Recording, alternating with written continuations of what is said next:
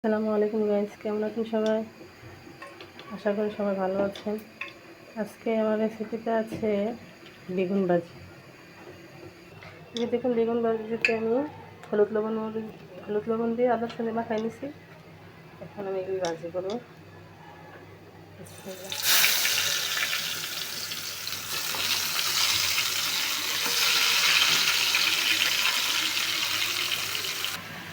এই দেখুন কি সুন্দর বেগুন ভাজা হয়ে যাচ্ছে।